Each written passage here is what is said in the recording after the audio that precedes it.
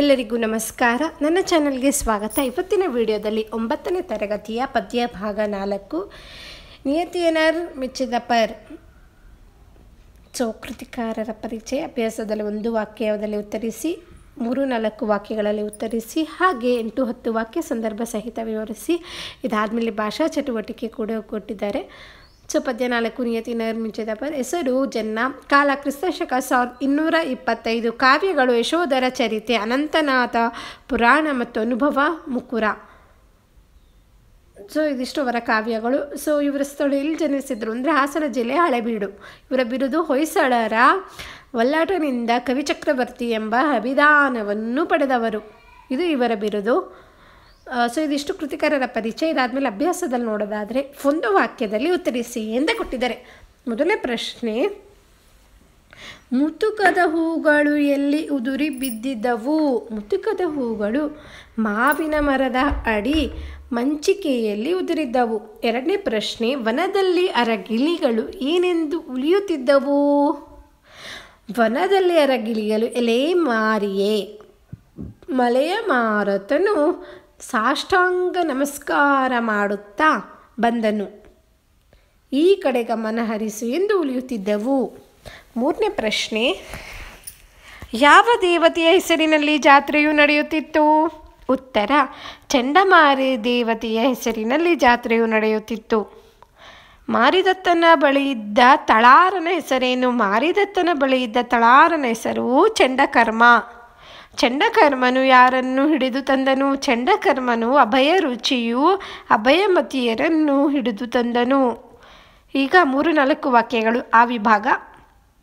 ಮೊದಲನೇ ಪ್ರಶ್ನೆ, ಮಾವಿನ ಮರದಡಿಯಲ್ಲಿ ಉದುರಿದ್ದ ಮುತ್ತುಕದ ಹೂಗಳು ಹೇಗೆ ಕಾಣುತ್ತಿದ್ದವು? ಚಂಡಮಾರಿ ದೇವತೆಗೆ ಹರಕೆ ಒಪ್ಪಿಸುವುದಕ್ಕಾಗಿ ವಸಂತನು ಶಿಶಿರ ಋತುವನ್ನು ಹಿಡಿದು ಹೂವನ್ನು ಬಿಟ್ಟ ಮಾವಿನ ಮರದ ಮಣೆಯ ಮೇಲೆ ಕತ್ತರಿಸಿದ ತುಂಡರಿಸಿದ ಮಾಂಸದ ತುಂಡುಗಳಂತೆ ಆ ವನದಲ್ಲಿ ಉದುರಿದ್ದ ಮುತುಕದ ಹೂವಿನ ಮೊಗ್ಗುಗಳು ಕಾಣುತ್ತಿದ್ದವು. 2ನೇ ಪ್ರಶ್ನೆ, ಮಾರಿದತ್ತ ಹಾಗೂ ಜನರು ಏಕೆ ಒಂದೆಡೆ ಸೇರಿದರು? ಮಾರಿದತ್ತನು ಪೂರ್ವ ಜನರು ಅವರವರಿಗೆ ಇಷ್ಟವಾದ ರೀತಿಯಲ್ಲಿ ಚಂಡಮಾರಿಗೆ ಹರಕೆ ಒಪ್ಪಿಸಿ ಅವಳಿಗೆ ಸಂತೋಷವನ್ನು ಉಂಟು ಮಾಡಲೆಂದು ಹಾಗೂ ಜಾತ್ರೆಯಲ್ಲಿ ಸೇರಿದರು. 3ನೇ ಪ್ರಶ್ನೆ, ಚಂಡಕರ್ಮನು ಎಂತಹ ಬಲಿಯನ್ನು ಹುಡುಕಿ ಹೊರಟನು? ಉತ್ತರ, ಚಂಡಕರ್ಮನು ಎಳೆಯ ವಯಸ್ಸಿನ ಶುಭ ಲಕ್ಷಣದ ಬುದ್ಧಿವಂತರಾದ ಒಳ್ಳೆಯ ವಂಶದಲ್ಲಿ ಜನಿಸಿದ 2 ಮನುಷ್ಯರನ್ನು ಬಲಿಯಾಗಿ ಹುಡುಕಲು ಹೊರಟನು. ಅಭಯ ರುಚಿಯು ಅಭಯಮತಿಗೆ ಏನೆಂದು ಧೈರ್ಯವನ್ನು ಹೇಳಿದನು? ಅಭಯ ರುಚಿಯು ತನ್ನ ತಂಗಿಯಾದ ಅಭಯಮತಿಯನ್ನು ಕುರಿತು, ನೀತಿವಂತಳೆ ಕೇಳು, ವಿಧಿ ನಿಯಮವನ್ನು ಮೀರಲು ಯಾರಿಗೆ ಸಾಧ್ಯವಾಗುತ್ತದೆ? ನಿನಗೆ ಭಯವೇಕೆ? ಇಂತಹ ಸಮಯದಲ್ಲಿ ಬಂದ ಕಷ್ಟವನ್ನು ಸಹಿಸಿಕೊಳ್ಳಬೇಕು. ಸಂಭವಿಸುವ ಪರಿಹಾರಗಳನ್ನು 22 ಬಗೆಯ ಕ್ಲೇಶಗಳನ್ನು ಹಂಗಂದ್ರೆ ಆಯಿತಾ ಜಯಿಸುವುದೇ ನಿಜವಾದ ತಪಸ್ಸು. ತಪಸ್ಸಿಗೆ ಬೇರೆ 2 ಕೋಡು ಅಥವಾ ಕೊಂಬುಗಳಿವೆಯೇ ಎಂದು ಧೈರ್ಯ ಹೇಳಿದನು. ಇದಾದಮೇಲೆ ಈ ವಿಭಾಗ 8-10 ವಾಕ್ಯಗಳಲ್ಲಿ ಉತ್ತರಿಸಿ. ಮೊದಲನೇ ಪ್ರಶ್ನೆ, ನಿಯಮಿತನರ್ ಮೆಚ್ಚಿದ ಪರ್. ಸಾರಾಂಶವನ್ನು ನಿಮ್ಮ ಮಾತುಗಳಲ್ಲಿ ಬರೆಯಿರಿ. ಚಂಡಮಾರಿ ದೇವತೆಗೆ ಹರಕೆ ಒಪ್ಪಿಸುವುದಕ್ಕಾಗಿ ವಸಂತನು ಶಿಶಿರ ಋತುವನ್ನು ಹಿಡಿದು ಕತ್ತರಿಸಿದ ಮಾಂಸದ ತುಂಡುಗಳಂತೆ ವನದಲ್ಲಿ ಮುತುಕದ ಹೂವಿನ ಮೊಗ್ಗುಗಳು ಕಾಣುತ್ತಿದ್ದವು. ಆಗ ಎಲೆ ಮಾರಿ ವಸಂತ ಬಂದನು, ಈ ಕಡೆ ಗಮನ ಹರಿಸು ಎನ್ನುವಂತೆ ವನದಲ್ಲಿ ಅರಗಿಳಿಗಳು ನುಡಿದವು. ಆ ವಸಂತ ಮಾಸದಲ್ಲಿ ಮಾರಿದತ್ತನು ಪೂರ್ವಜರು ಅವರವರಿಗೆ ಇಷ್ಟವಾದ ರೀತಿಯಲ್ಲಿ ಚಂಡಮಾರಿಗೆ ಹರಕೆ ಒಪ್ಪಿಸಿ ಪೂಜಿಸಲೆಂದು ಜಾತ್ರೆಯಲ್ಲಿ ಸೇರಿದರು. ಚಂಡಮಾರಿ ದೇವಾಲಯದಲ್ಲಿ ಮಹಾರಾಜ ಮಾರಿದತ್ತನು ಚಂಡಕರ್ಮ ಎಂಬ ತಳಾರನಿಗೆ ಲಕ್ಷಣವಾದ 2 ಮನುಷ್ಯರನ್ನು ಬಲಿ ಕೊಡುವುದಕ್ಕಾಗಿ ಕರೆದು ತಲ ಎಂದು ಹೇಳಿದನು. ಆಗ ಅವನು 2 ಮನುಷ್ಯರನ್ನು ಹುಡುಕುತ್ತಾ ಹೊರಟನು. ಅದೇ ಸಮಯಕ್ಕೆ ಸದುತಾಚಾರ್ಯರೆಂಬ ಮುನಿಗಳು ಅಭಯರುಚಿ ಮತ್ತು ಅಭಯಮತಿ ಎಂಬ 2 ಮಕ್ಕಳನ್ನು ಭಿಕ್ಷೆಯನ್ನು ತರಲು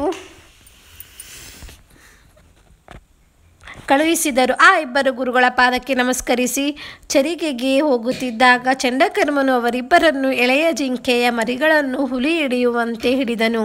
ಚಂಡಕರ್ಮನು ಅವರಿಬ್ಬರನ್ನು ಎಳೆಯ ಜಿಂಕೆಯ ಮರಿಗಳನ್ನು ಹುಲಿ ಹಿಡಿಯುವಂತೆ ಹಿಡಿದನು. ಚಂಡಕರ್ಮನು ಅವರನ್ನು ಹೊತ್ತುಕೊಂಡು ಹೋಗುವ ಸಮಯದಲ್ಲಿ ಅಭಯ ರುಚಿಯು ತನ್ನ ತಂಗಿ ಅಭಯಮತಿಯನ್ನು ಕುರಿತು, ಎಲೆ ತಾಯಿ, ಮರಣದ ಬಗ್ಗೆ ಭಯಪಡಬೇಡ. ಇಂತಹ ಸಮಯದಲ್ಲಿ ಕಷ್ಟವನ್ನು ಸಹಿಸಿಕೊಳ್ಳಬೇಕು. ಅದೇ ನಿಜವಾದ ತಪಸ್ಸು. ತಪಸ್ಸಿಗೆ ಬೇರೆ 2 ಕೊಂಬುಗಳಿವೆಯೇ ಎಂದು ಧೈರ್ಯ ಹೇಳಿದನು. ಈ ವಿಭಾಗ ಸಂದರ್ಭ ಸಹಿತ ಸ್ವಾರಸ್ಯವನ್ನು ಬರೆಯಿರಿ. ಪೂಜೆಯಳೊಂದಿನ ಪರಿ ತಪ್ಪೇ ದೇವಿ ತಪ್ಪದೆ ಮಣಾಳ್. ಆಯ್ಕೆ. ಈ ವಾಕ್ಯವನ್ನು ಜನರು ರಚಿಸಿರುವ ಯಶೋಧರ ಚರಿತೆ ಎಂಬ ಕೃತಿಯಿಂದ ಆರಿಸಲಾಗಿರುವ ನಿಯಮತಿಯನ್ನು ರಚಿಸಿದ ಪದ್ಯಭಾಗದಿಂದ ತೆಗೆದುಕೊಳ್ಳಲಾಗಿದೆ. ಯಾವ ಸಂದರ್ಭ? ಮಹಾರಾಜ ಮಾರಿದತ್ತನು ಚಂಡಕರ್ಮನಿಗೆ 2 ಮನುಷ್ಯರನ್ನು ಕರೆದುಕೊಂಡು ಬಾ, ಅವರನ್ನು ಕೊಂದು ದೇವಿಗೆ ಪೂಜೆಯನ್ನು ಸಲ್ಲಿಸುವೆನು. ಎಂದಿನ ಪದ್ಧತಿಯಂತೆ ಬಲಿಯನ್ನು ಕೊಡದೆ ತಪ್ಪಿಸಿದರೆ ಚಂಡಮಾರಿ ದೇವತೆಯು ಕೆಡುಕು ಮಾಡದೆ ಬಿಡುವುದಿಲ್ಲ ಎಂದು ಈ ಸಂದರ್ಭದಲ್ಲಿ ಹೇಳುತ್ತಾನೆ. ಸ್ವಾರಸ್ಯ ನೋಡೋದಾದರೆ ಇಲ್ಲಿ ಮಾರಿದತ್ತ ಮಹಾರಾಜನಿಗೆ ಚಂಡಮಾರಿ ದೇವತೆಯ ಮೇರಿದ್ದ ಭಕ್ತಿ ಭಾವಗಳು ಸ್ವಾರಸ್ಯಪೂರ್ಣವಾಗಿ ವ್ಯಕ್ತವಾಗಿದೆ. ತುರುಕ್ಷು ಪಿಡಿವಂತೆ ಚಂಡಕರ್ಮಮಂ ಪಿಡಿದಂ. ಈ ವಾಕ್ಯವನ್ನು ಜನ್ನನು ರಚಿಸಿರುವ ಯಶೋಧರ ಚರಿತೆ ಎಂಬ ಕೃತಿಯಿಂದ ಆರಿಸಲಾಗಿರುವ ನಿಯಮತಿನರು ಬಚೆದವರು ಎಂಬ ಪದ್ಯಭಾಗದಿಂದ ತೆಗೆದುಕೊಳ್ಳಲಾಗಿದೆ.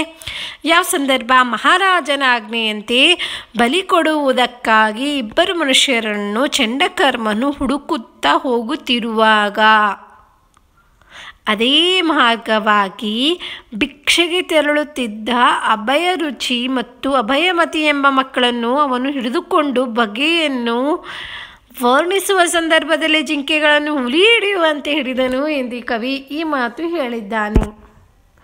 ಇಲ್ಲಿ ಕಾಡು ಜಿಂಕೆಗಳ ಜೋಡಿಯನ್ನು ಹುಲಿ ಹಿಡಿಯುವುದಕ್ಕೆ ಹೋಲಿಸಿರುವುದು ಈ ಸಂದರ್ಭಕ್ಕೆ ಸ್ವಾರಸ್ಯಪೂರ್ಣವಾಗಿದೆ. 3. ಅಭಿದೆಯಾಗೇಲಗೆ ತಾಯೇ ಮರಣದ ದಸೆಯೋಳ್. ಈ ವಾಕ್ಯವನ್ನು ಜನರು ರಚಿಸಿರುವ ಯಶೋಧರ ಚರಿತೆ ಎಂಬ ಕೃತಿಯಿಂದ ಆರಿಸಲಾಗಿರುವ ನಿಯಮತಿಯನರ್ ಮೆಚ್ಚಿದಪರ್ ಎಂಬ ಪದ್ಯಭಾಗದಿಂದ ತೆಗೆದುಕೊಳ್ಳಲಾಗಿದೆ. ಸಂದರ್ಭ: ಅಭಯರುಚಿ ಮತ್ತು ಅಭಯಮತಿ ಎಂಬ ಆ 2 ಪಾಪಕರ್ಮನಾದ ಚಂಡಕರ್ಮನು ಹೊತ್ತುಕೊಂಡು ಹೋಗುವ ಸಂದರ್ಭದಲ್ಲಿ ಅಭಯರುಚಿಯು ತನ್ನ ತಂಗಿ ಅಭಯಮತಿಯನ್ನು ಕುರಿತು, ಎಲೆ ತಾಯಿ, ಮರಣದ ಬಗ್ಗೆ ಭಯಪಡಬೇಡ ಎಂದು ಹೇಳುತ್ತಾನೆ. ಸ್ವಾರಸ್ಯ: ಚಂಡಕರ್ಮನು ಬಲಿಗಾಗಿ ಹೊತ್ತುಕೊಂಡು ಹೋಗುತ್ತಿದ್ದರೂ ಬಾಲಕನಾದ ಅಭಯರುಚಿಯ ಅಂಜದೆ ತನ್ನ ಸಹೋದರಿಗೆ ಧೈರ್ಯ ತುಂಬುವ ಸಮಯ ಪ್ರಜ್ಞೆಯಲ್ಲಿ ಸ್ವಾರಸ್ಯಕರವಾಗಿದೆ. 4ನೇದಾಗಿ ನಿಯತಿಯನರ್ ಮೆಚ್ಚಿದ ಪರ್. ಆಯ್ಕೆ. ಈ ವಾಕ್ಯವನ್ನು ಜನ್ನನು ರಚಿಸಿರುವ ಯಶೋಧರ ಚರಿತೆ ಎಂಬ ಕೃತಿಯಿಂದ ಆರಿಸಲಾಗಿರುವ ನಿಯಮತಿಯನರ್ ಮೆಚ್ಚಿದ ಪರ್ ಎಂಬ ಪದ್ಯಭಾಗದಿಂದ ತೆಗೆದುಕೊಳ್ಳಲಾಗಿದೆ. ಸಂದರ್ಭ: ಅಭಯರುಚಿ ಮತ್ತು ಅಭಯಮತಿ ಎಂಬ ಆ 2 ಪಾಪಕರ್ಮನಾದ ಚಂಡಕರ್ಮನನ್ನು ಹೊತ್ತುಕೊಂಡು ಹೋಗುವ ಸಂದರ್ಭದಲ್ಲಿ ಅಭಯರುಚಿಯು ತನ್ನ ತಂಗಿ ಅಭಯಮತಿಗೆ ಧೈರ್ಯ ತುಂಬುತ್ತಾ, ಮರಣಕ್ಕಾಗಿ ಹೆದರಬೇಡ, ವಿಧಿ ನಿಯಮವನ್ನು ಯಾರು ತಾನೇ ಮೀರಲು ಸಾಧ್ಯ ಎಂದು ಬುದ್ಧಿವಾದ ಹೇಳುತ್ತಾನೆ. ಸ್ವಾರಸ್ಯ: ಅಭಯರುಚಿಯಲ್ಲಿದ್ದ ವಯಸ್ಸಿಗೆ ಮೀರಿದ ಅನುಭವ, ಧೈರ್ಯ ಹಾಗೂ ವಿಚಾರಶಕ್ತಿ ಅವನ ಈ ಮಾತಿನಲ್ಲಿ ಸ್ವಾರಸ್ಯಕರವಾಗಿ ವ್ಯಕ್ತವಾಗಿದೆ. ಇದಿಷ್ಟಾದಮೇಲೆ ಭಾಷಾ ಚಟುವಟಿಕೆಯಲ್ಲಿ ನೋಡೋದಾದರೆ ಮೊದಲನೇದಾಗಿ ಆ ವಿಭಾಗ ಕೊಟ್ಟಿರೋ ಪ್ರಶ್ನೆಗಳಿಗೆ ಉತ್ತರಿಸಿ. ಮಾತ್ರೆಗಳಲ್ಲಿ ಎಷ್ಟು ವಿಧ? ಅವು ಯಾವುವು? ಮಾತ್ರೆಗಳಲ್ಲಿ 2 ವಿಧ. ಅವು ಲಘು ಮತ್ತು ಗುರು. 2ನೇ ಪ್ರಶ್ನೆ, ಲಘು ಮತ್ತು ಗುರು ಎಂದರೇನು? 1 ಮಾತ್ರ ಕಾಲದಲ್ಲಿ ಉಚ್ಚರಿಸಲ್ಪಡುವುದು ಲಘು, 1ಕ್ಕಿಂತ ಹೆಚ್ಚು ಅಂದರೆ 2 ಮಾತ್ರೆಗಳ ಕಾಲದಲ್ಲಿ ಉಚ್ಚರಿಸಲ್ಪಡುವುದು ಗುರು. ಆಯಿತಾ? 3ನೇ ಪ್ರಶ್ನೆ, ಕಂದ ಪದ್ಯದ ಲಕ್ಷಣವನ್ನು ಬರೆಯಿರಿ. 4 ಪಾದಗಳಿರಬೇಕು. 1 ಮತ್ತು 3ನೆಯ ಪಾದಗಳು ಪರಸ್ಪರ ಸಮನಾಗಿದ್ದು 4 ಮಾತ್ರೆಯ ತಲಾ 3 ಗಣಗಳಿರಬೇಕು. ಹಾಗೆ 2 ಮತ್ತು 4ನೆಯ ಪಾದಗಳು ಪರಸ್ಪರ ಸಮನಾಗಿದ್ದು 4 ಮಾತ್ರೆಗಳ ತಲಾ 5 ಗುಣಗಳಿರಬೇಕು. ಪ್ರತಿ ಪಾದವು ಅಧಿಪ್ರಾಸದಿಂದ ಕೂಡಿರಬೇಕು. ಇವು ಕಂದ ಪದ್ಯದ ಲಕ್ಷಣಗಳು. ಇದಾದಮೇಲೆ ಕೊಟ್ಟಿರೋ ಪದ್ಯ ಭಾಗಗಳನ್ನು ಪೂರ್ಣಗೊಳಿಸಿ ಕಂಠಪಾಠ ಮಾಡಿರಿ. ಮಾರಿಂದ ಒನದೊಳ್ ಆಮೇಲೆ ಕೊಡೆರೊಳಗಂಟ ಇಲ್ಲಿ ನೋಡಿದ್ರೆ ಬನ್ನಿ, ನಾನು ಇಲ್ಲಿ ತೋರಿಸ್ಕೊಡ್ತೀನಿ. ಆ 2 ಪ್ಯಾರಾಗ್ರಾಫ್ ಮಾತ್ರ ಕಂಠಪಾಠ ಮಾಡಬೇಕು. ಮಾರಿ ಮಲಯ ನೀಳಂ ಇಂದ ವನದೊಳಗಂಟ 1 ಪ್ಯಾರ 4 ಲೈನು. ಹಾಗೆ ಇಲ್ಲಿ ಕೂಡ 4 ಲೈನ್, ನಿಯತಿ ನೇರಲಿಂದ ಇಲ್ಲಿ ಗಂಟ. ಓಕೆನಾ, ಇದು 4 ಲೈನು, 8 ಲೈನು ಕಂಠಪಾಠ ಮಾಡಬೇಕು ಪದ್ಯ ಭಾಗ. ಸೊ ಇದಾದಮೇಲೆ ಈ ಕೆಳಗಿನ ಪದ್ಯ ವಾಕ್ಯಕ್ಕೆ ಪ್ರಸ್ತಾರ ಹಾಕಿ ಗಣ ವಿಭಾಗ ಮಾಡಿ ಛಂದಸ್ಸಿನ ಹೆಸರನ್ನು ಬರೆಯಿರಿ. ಸೊ ನೀವು ನೋಡ್ಕೋಬೋದು, ನಾನು ಬರೆದಿದ್ದೀನಿ, ನೀಟಾಗಿ ವಿಂಗಡಿಸಿ ಬರೆದಿದ್ದೀನಿ, ಇದು ನೋಡ್ಕೊಂಡು ಬರೆಯಿರಿ. ಆಯಿತಾ ಮಕ್ಕಳೇ?